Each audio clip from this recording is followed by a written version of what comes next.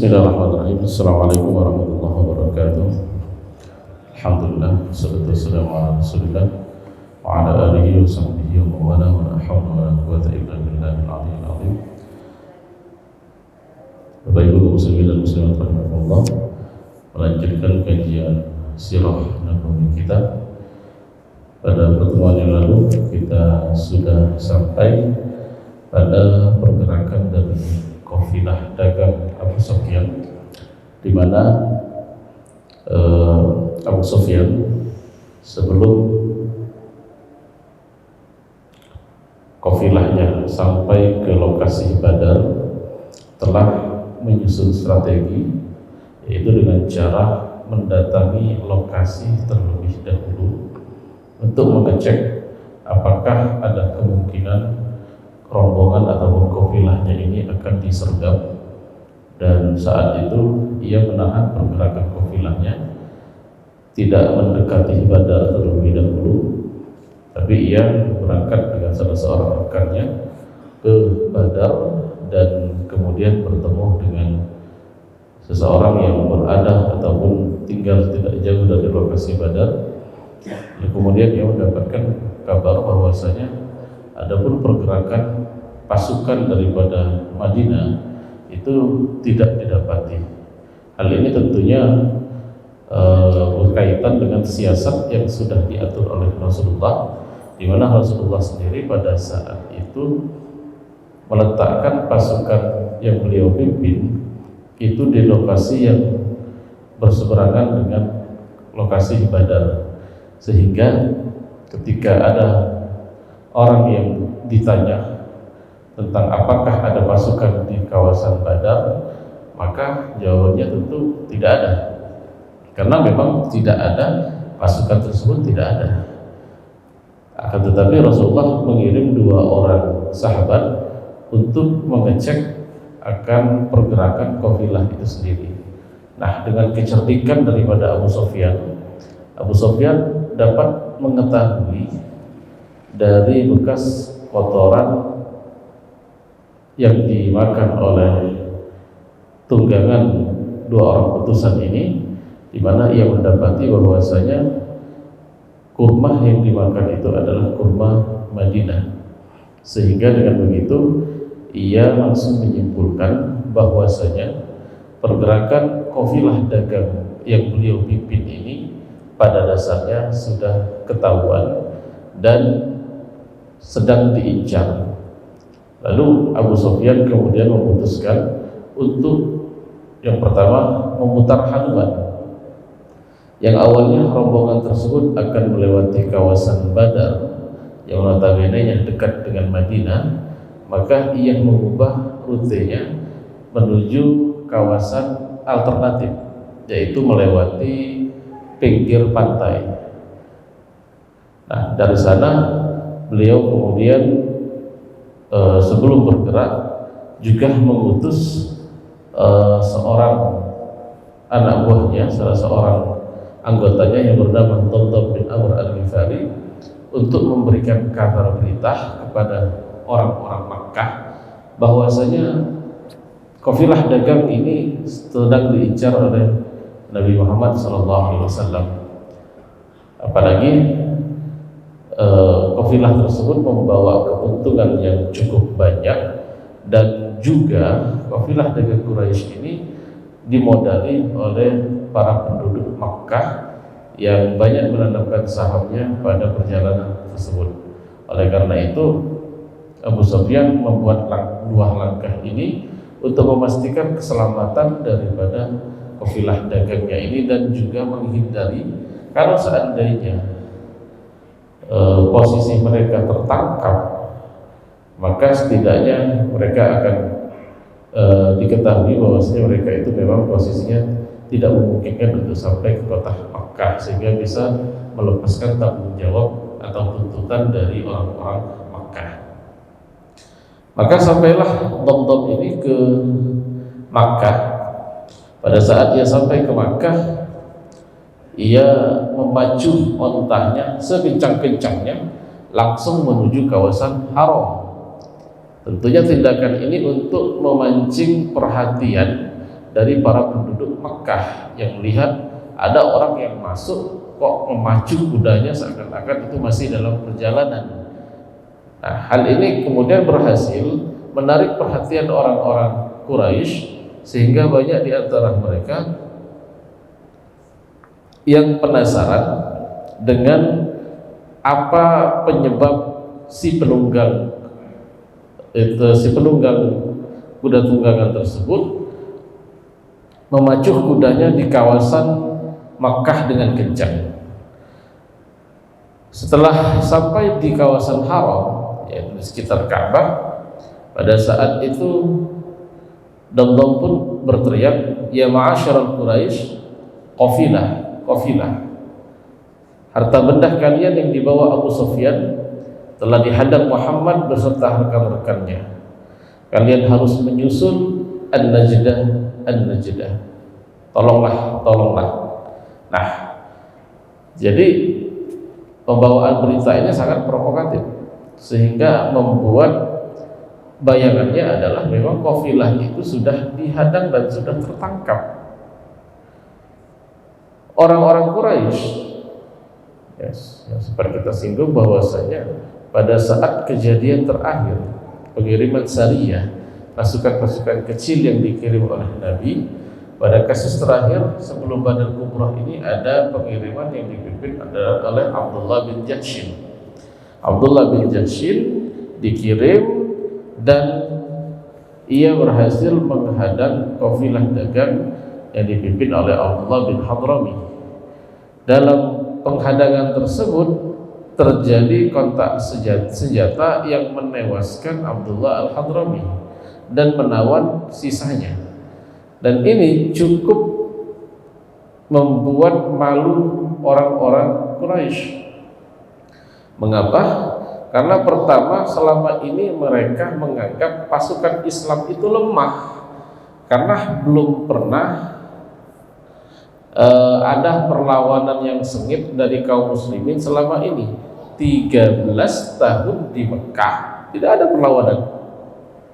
Meskipun sempat pernah ada, yang pernah kita singgung pada kajian-kajian sirah yang telah lalu, pernah satu kali sempat terjadi kontak fisik dengan seorang sahabat yang emosi pada saat dihina dan dicaci maki oleh orang Quraisy. Tapi itu adalah sikap yang tidak mewakili kaum muslimin saat itu, karena kaum muslimin tidak bergerak kecuali atas perintah dari Allah Subhanahu wa taala.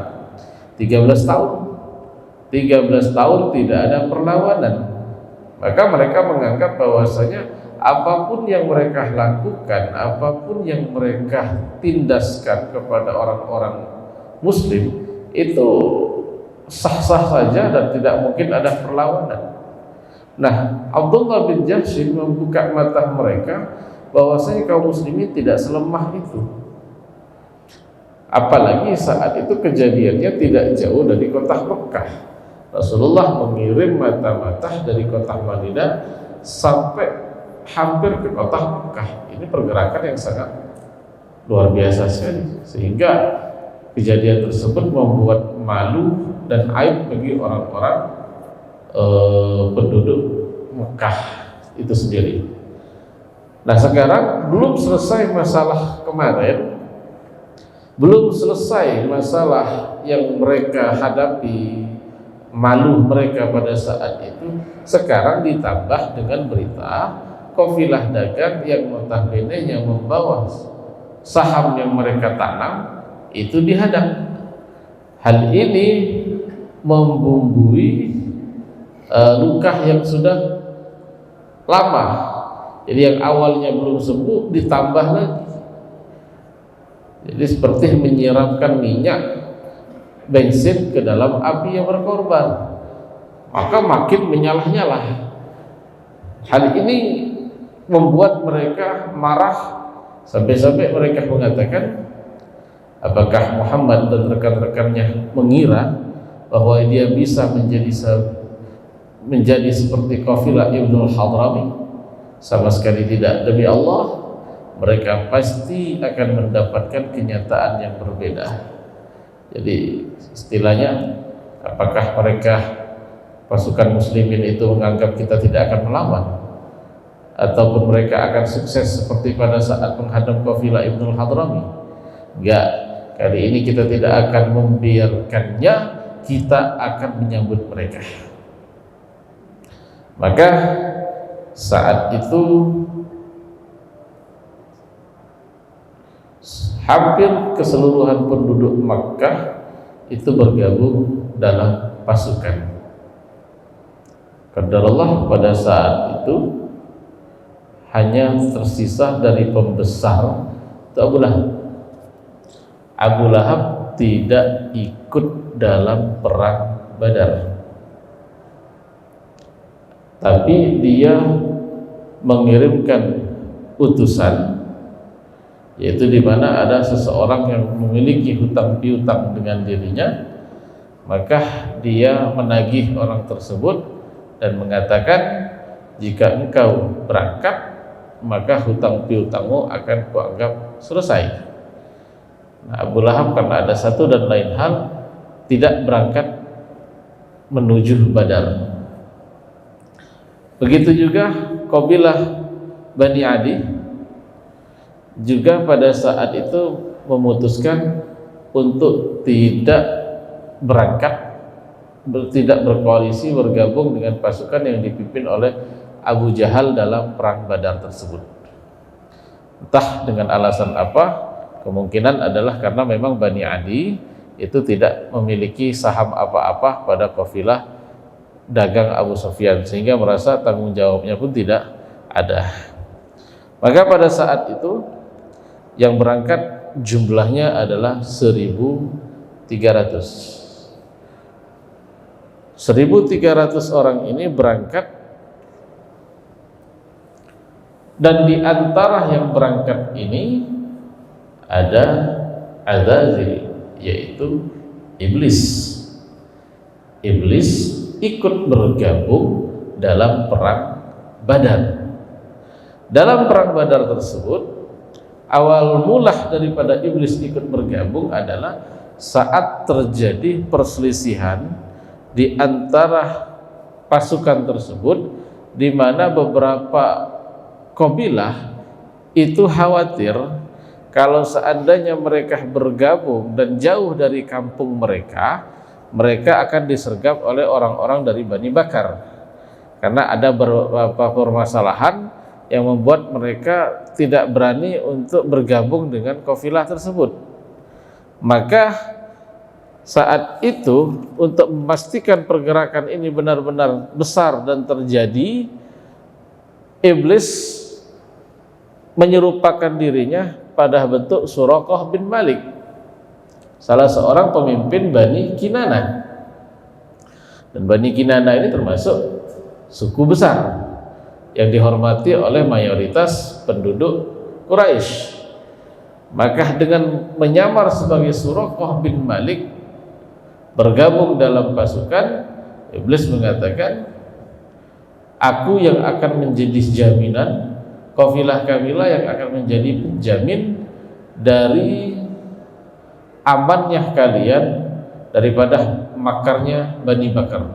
Artinya Bani Bakar gak berani macam-macam kalau kami yang jamin. Ini iblis ini yang menyerupai Suraqah ini menjamin seperti itu. Maka mendengar jaminan tersebut, mereka kemudian merasa tenang dan oke lah kalau gitu kita akan sama-sama berangkat. Nah, setelah 1.300 orang ini sudah siap, maka berangkatlah mereka di bawah komando Abu Jahal. Saat itu pertama mereka menuju kawasan Asfan, kemudian melangkah menuju kawasan Qadib, lalu sampai ke kawasan Juhfa. Bagi yang pernah haji atau umrah mungkin pernah lihat kawasan-kawasan tersebut. Nah, di Juhfa ini mereka berhenti sejenak dan kedatangan utusan. Utusan siapa? Utusan Abu Sufyan. Abu Sufyan yang memang sudah mengatur plan A dan plan B, mendapatkan ternyata plan A-nya berjalan sukses, yaitu mereka mengambil jalur alternatif tidak mendekati kawasan Badar. Nah, ini ternyata sukses. Jadi kalau plan A-nya sukses, otomatis tidak dibutuhkan plan B.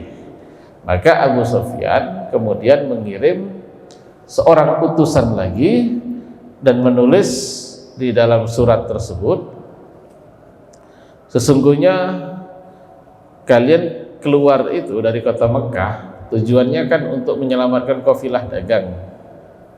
Begitu juga dengan orang-orang serta harta benda kalian. Maka kami mendapati bahwasanya kami sudah selamat. Oleh karena itu, hendaklah kalian kembali ke kota Makkah. Jadi sebenarnya Abu Sufyan sudah mengingatkan bahwasanya tidak perlu lagi pergerakan besar-besaran itu, karena kita sendiri sudah selamat. Jadi biarkan saja mereka Muhammad nunggu di sana, nanti mereka ini nanti akan tidak mendapatkan apa-apa, sebagaimana pada saat kejadian di Jumadil Akhir. Mereka ingin menghadang kafilah dagang, tahu-tahu kafilah dagangnya udah lewat, sehingga tidak mendapatkan apa-apa. Nah, pada saat itu orang-orang musyrik ini kemudian bimbang.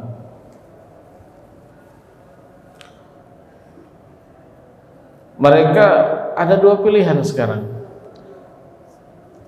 Lanjut, tapi dengan tujuan apa? Kembali, karena pada dasarnya tujuannya sudah tercapai. Jadi kalau mau lanjut, ya untuk apa lagi? Semangatnya udah beda.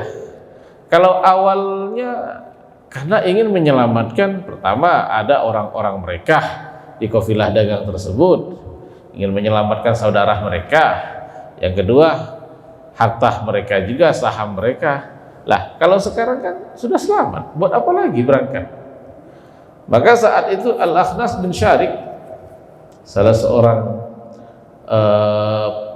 pembesar pasukan saat itu, menyampaikan kepada Abu Jahal bahwasanya ini kita sudah, tujuan kita berangkat itu kan sudah tercapai.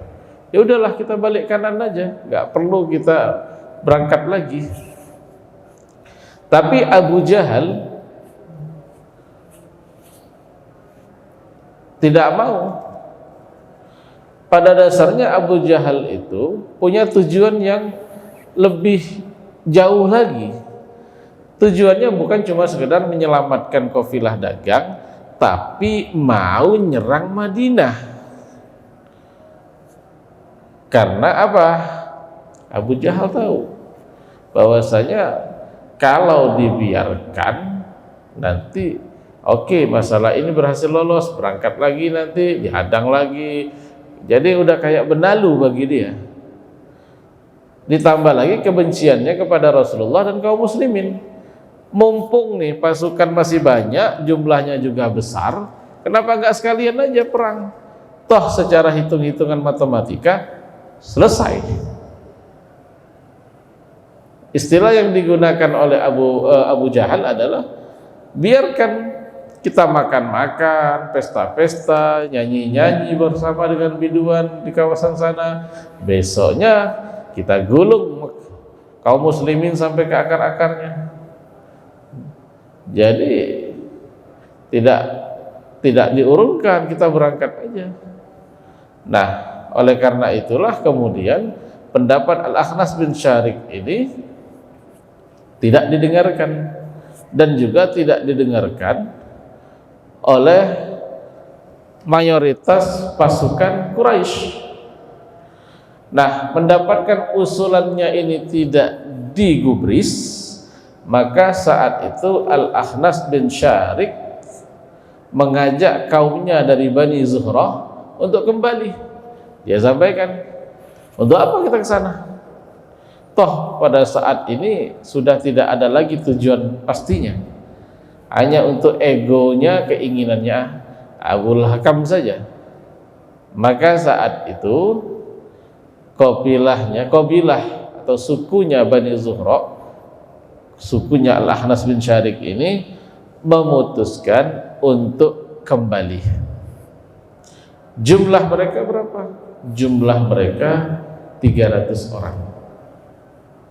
300 orang ini begitu nyampe ke kawasan Juhfa, dapat surat dari Abu Sufyan, maka Al-Ahnas pemimpin mereka mengatakan, ayo kita balik aja lah, ngapain kita lanjutkan, toh sudah tercapai juga tujuan perjalanan kita kali ini. Nah, Bani Zuhra mengatakan, yalah kalau gitu kita balik. Baliklah 300 orang ini, dan tersisa di sana 1000 orang. Maka kalau kita baca sirah yang berkaitan dengan perang Badar, pasti yang disampaikan 300 lawan 1000. Ya, karena ini adalah jumlah terakhir. Jumlah terakhir yang tersisa adalah sekitar 1000 orang. Nah, pada awalnya ada beberapa kelompok, beberapa suku seperti Bani Hashim sendiri itu menginginkan untuk kembali. Saat itu Bani Hashim masih di antara mereka banyak yang belum beriman. Bahkan di situ ada Aqil, ada Abbas dan lain sebagainya yang saat itu belum beriman. Tapi kalau seandainya Bani Hashim ini balik, ini pukulan. Kenapa?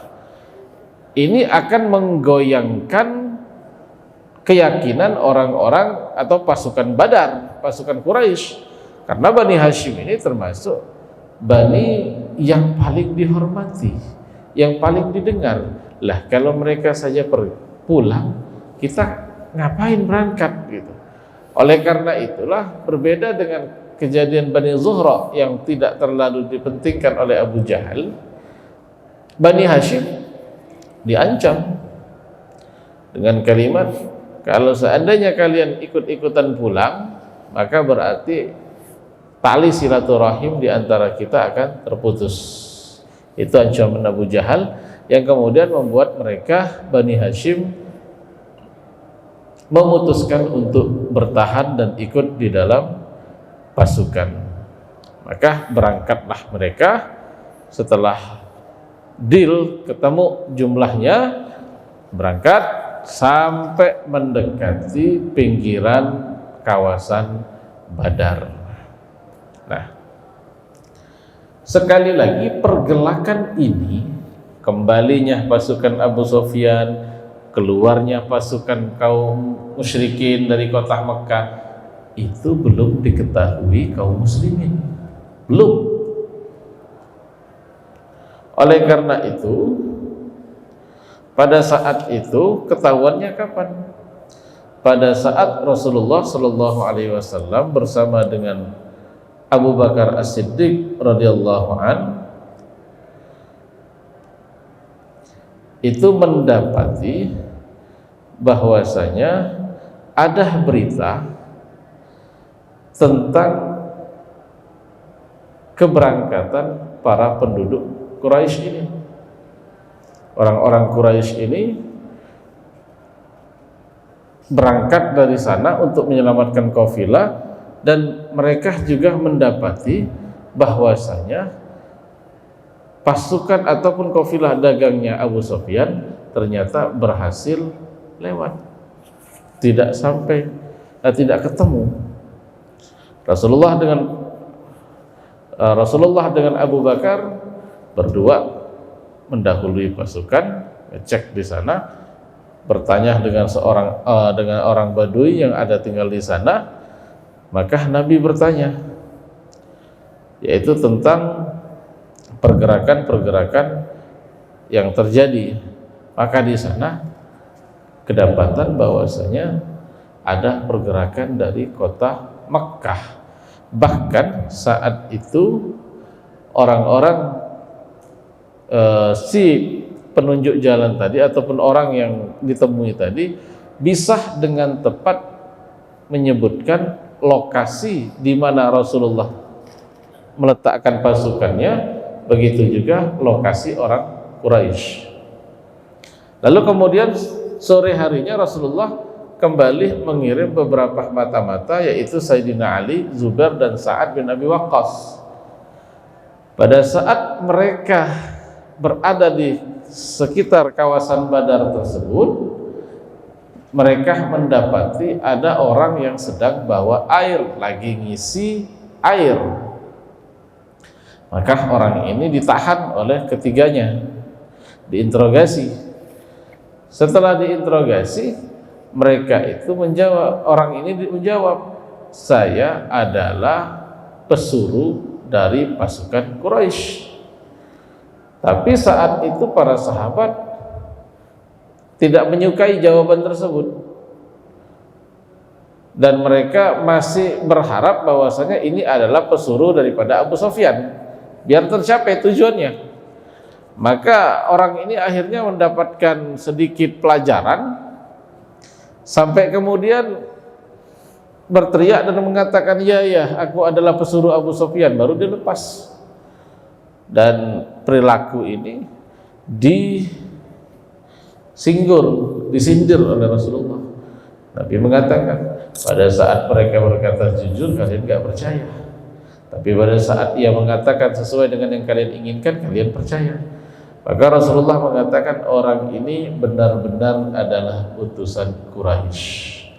Lalu kemudian Rasulullah bertanya, menginterogasi tentang posisinya, di mana posisi pasukan Quraisy.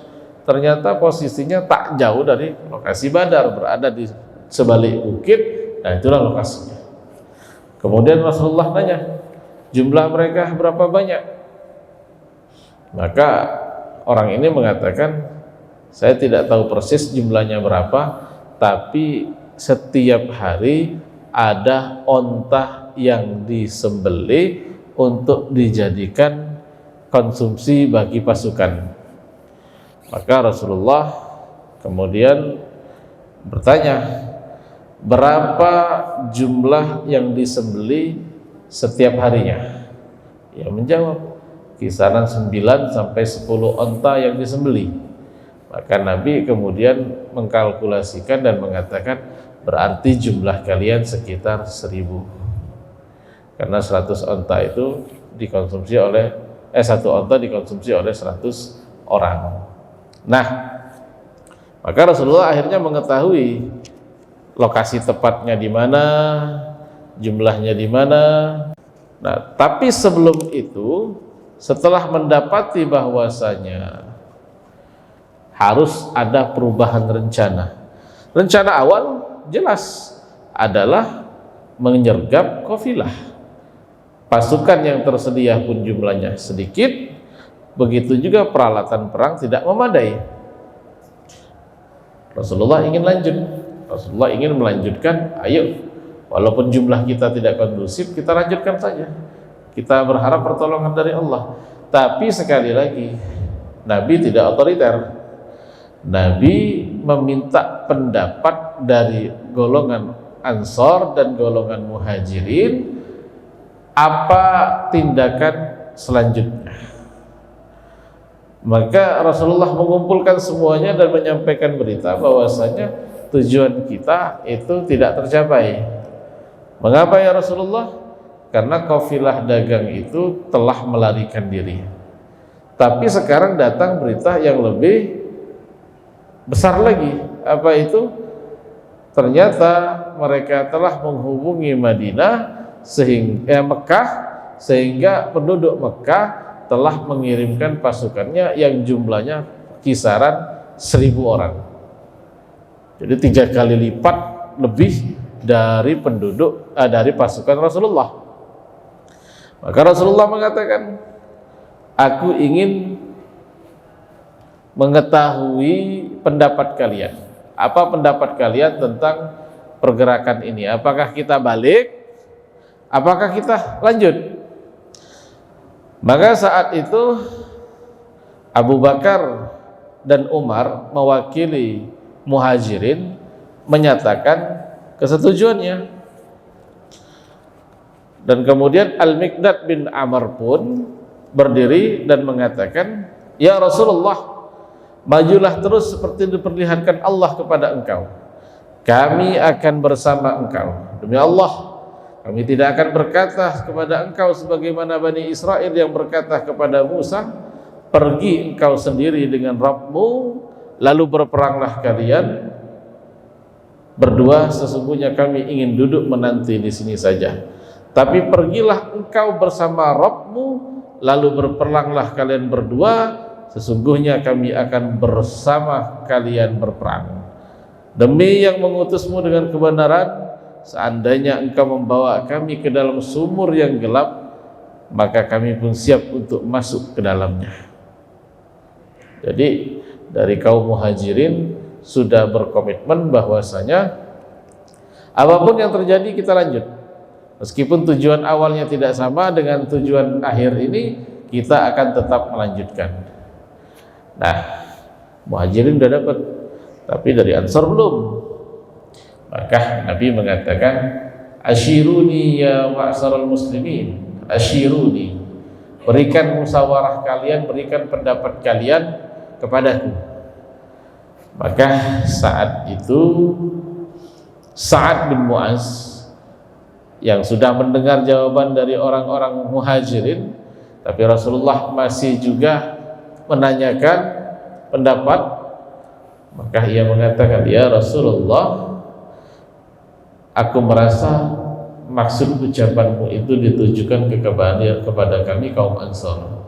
Maka Rasulullah menjawab, benar, aku menginginkan pendapat daripada kaum Ansar.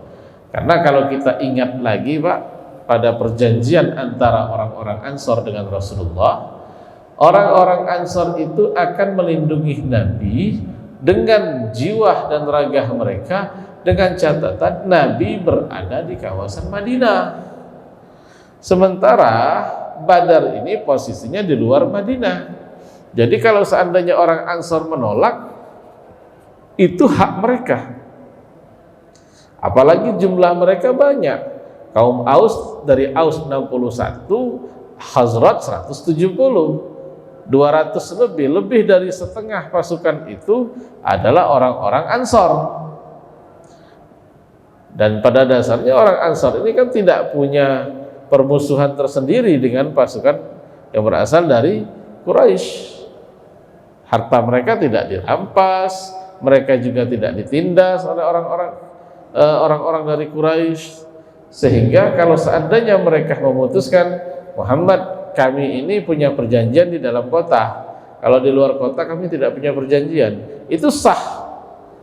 Rasulullah tidak akan menyalahkan mereka, karena ini memang hak mereka. Oleh karena itu Nabi berkali-kali mengatakan, asyiruni ya ma'syaral muslimin, berikan pendapat kalian wahai orang-orang muslim. Maka Sa'ad bin Mu'az mengatakan, ya Rasulullah, kami ini sudah beriman kepada engkau, sudah membenarkan engkau, sudah bersaksi akan kebenaran ajaran engkau. Kami sudah bersumpah, berjanji akan patuh dan taat. Maka majulah, kita lanjutkan perjalanan ini. Sesungguhnya demi Allah, jika engkau menyuruh kami untuk meloncat ke dalam lautan yang luas lagi ganas, maka kami semua orang-orang Ansar akan mengikutimu, dan sampai orang terakhir pun akan ikut meloncat ke dalam laut tersebut demi untuk mengikuti perintahmu. Oleh karena itu, majulah dan kami akan bersama engkau. Maka jawaban Sa'ad bin Mu'az ini membuat Rasulullah gembira, karena ternyata kaum muslimin itu sudah tidak lagi berpikir sempit. Meskipun memang dari segi perjanjian tidak ada bertanggung jawab mereka untuk menjaga Rasulullah, tapi ternyata Islam itu telah menyatukan mereka, dan sehingga mereka sendiri tidak sungkan untuk mengikuti pergerakan daripada Rasulullah Sallallahu Alaihi Wasallam tersebut. Maka setelah mendapatkan keputusan tersebut, Rasulullah barulah kemudian menyusun kembali pasukan dan kembali mengatur pasukan untuk tujuan yang lain, yaitu awalnya tujuan itu adalah untuk menghadang kafilah dagang. Sekarang semuanya paham tujuan kita jauh lebih besar dari cuma sekedar penghadangan, tapi kita akan berhadapan, kita akan resmi berperang dengan pasukan yang jauh lebih banyak, dengan pasukan musuh yang jauh lebih lengkap persenjataannya, dan sementara kita hanya mengandalkan apa yang kita miliki saat ini dan iman kepada Allah. Itu aja. Bismillah saja. Ini kasusnya sama seperti ketika para pendahulu kita dulu menghadapi tank, menghadapi senapan, sementara pasukannya cuma bawa bambu runcing. Ya seperti itu Pak, bentuknya sama seperti itu. Jadi semangatlah yang membuat kaum muslimin itu melupakan perbedaan kekuatan di antara mereka. Nah, pada malam harinya Rasulullah Shallallahu Alaihi Wasallam kemudian mendapatkan karunia dari Allah Subhanahu Wa Taala, yaitu dengan turunnya hujan. Besok bakal perang, malamnya hujan. Orang dalam kondisi mau perang, pikirannya kacau, boro-boro mau tidur. Yang ada mereka nggak bakalan bisa tidur berhari-hari. Tapi dengan turunnya hujan tersebut, dan hujan ini menimpa tanah berpasir di kawasan Badar, sehingga di kawasan Rasulullah itu tanahnya jauh lebih padat dan tidak berdebu. Dan karena suasana yang dingin, ditambah lagi Allah menurunkan rasa kantuk kepada kaum muslimin yang akan berperang tersebut, maka mereka merasakan tidak sanggup untuk menahan matanya dan semuanya tertidur. Dan ini luar biasa. Karena apa? Kan tidurnya mereka ini berkualitas. Sebab apa? Besok itu mereka harus fokus. Mereka akan berperang. Lawannya nggak main-main, jumlahnya banyak. Nah, kalau mereka kurang tidur, akhirnya pecah konsentrasi, bisa-bisa mereka dibantai. Hujan yang sama juga menimpa pasukan Quraisy. Cuma hujan yang ada di pasukan Quraisy ini jauh lebih deras, dan juga itu membuat tanah yang mereka pijak itu bukannya menjadi keras, tapi menjadi lembek, sehingga kalau mereka jalan itu kayak jalan di atas lumpur, dan itu menyusahkan.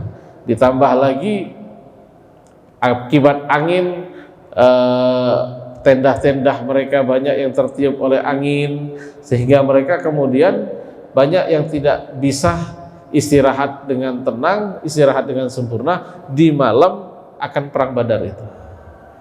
Jadi mereka sudah dihantam duluan, jadi energi mereka sudah cukup banyak berkurang.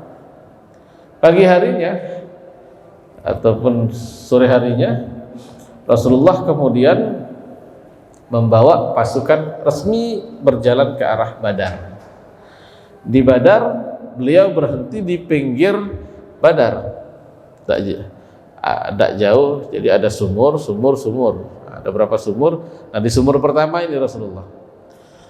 Maka sahabat Khubbab bin Munzir datang menemui Rasulullah dan mengatakan, "Ya Rasulullah, apa ini wahyu atau ijtihad?"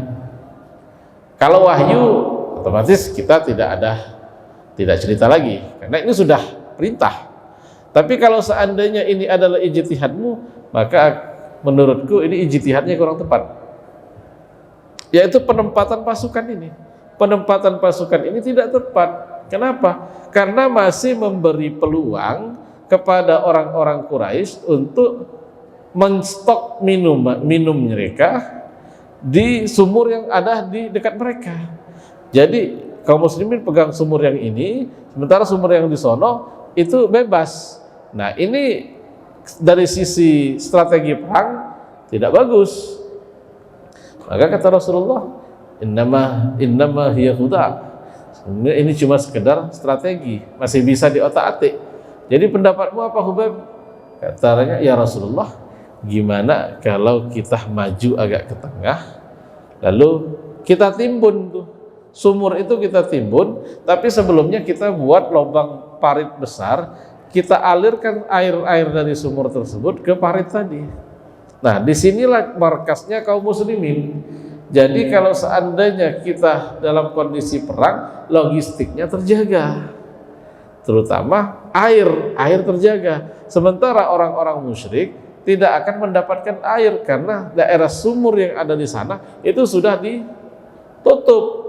Jadi ketika mereka datang, mereka tidak bisa melepaskan dahaganya, tidak bisa memanfaatkan sumurnya. Sementara kita sudah menguras air tersebut untuk masuk ke danau kecil yang kita buat. Maka kata Nabi, kalau begitu jalankan, gas, silakan dijalankan.